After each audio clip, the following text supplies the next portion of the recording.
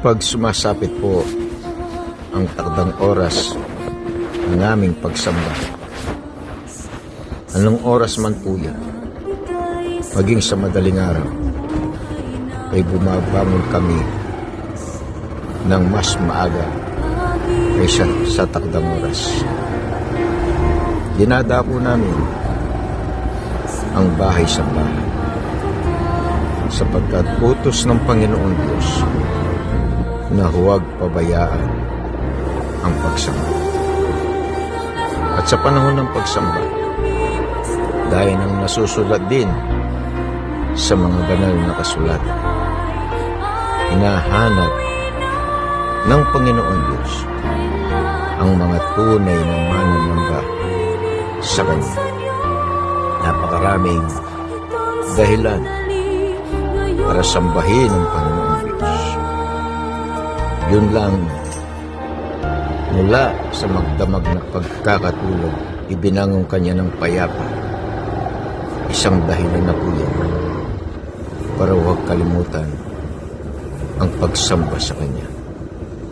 Sa araw-araw ng pamumuhay, sa araw-araw ng ating paglalakbay, iniingatan ng Panginoon Diyos. Nilalayo sa mga disgrasya at kapahamakan.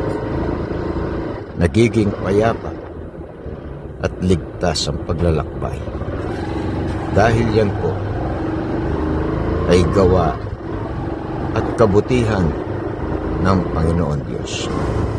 Kaya kaming mga kaanib sa Iglesia ni Cristo, ano man ang ginagawa, kapag sumapit ang mga takdang oras ng aming mga pagsamba, ay iniiwan po namin ang lahat. Sapagkat ang pinaka-priority po sa buhay ng mga kaanib sa Iglesia ni Cristo ay ang gawang paglilingkod sa Panginoon Diyos. Sapagkat itong buhay natin ay sa Kanya na nanggaling. Patuloy niya tayong ginagabayan. Pinagkakaloob din ang mga pangangailangan. Kung dumadaan man sa maraming mga pagsubok ng buhay, mga pagluha, kapighatian, pero nandiyan pa rin siya. Ang alalay niya ay hindi ipinagkakait sa atin. Kaya dapat lang na patuloy na gawin anuman ang mangyari, ay patuloy na magbigay kasiyahan sa Panginoon Diyos.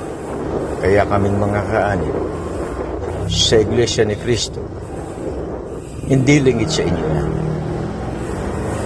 Ano man ang ginagawa namin, ano man ang mga pagsubok na dumarating sa amin, ay patuloy naming pinagtatalagahan at buong sikap na ginaganap ang mga kalooban ng Panginoon Diyos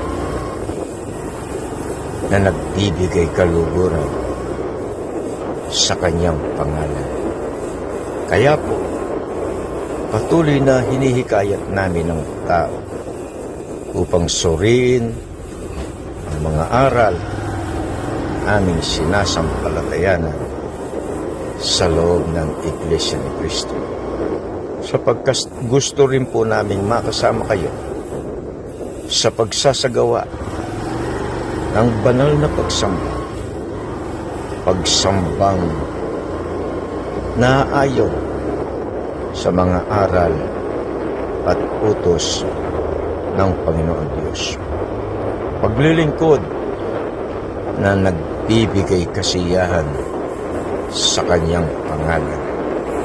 Kaya po sana, kapag hinihikayat kayo ng aming mga kapatid, kapag hinihikayat namin kayo, lalo na sa ginagawa namin mga pamamahayag sa mga gusaling sambahan, sana po ay patuloy ninyong mapaunlakan, sapagkat kaligayahan na rin namin na makasama po namin kayo sa tunay at tapat at wagas na paglilingkod sa Panginoon Diyos, sapagkat yan po ang pangunahing pananagutan ng tao bilang nilalang ng Panginoon Diyos.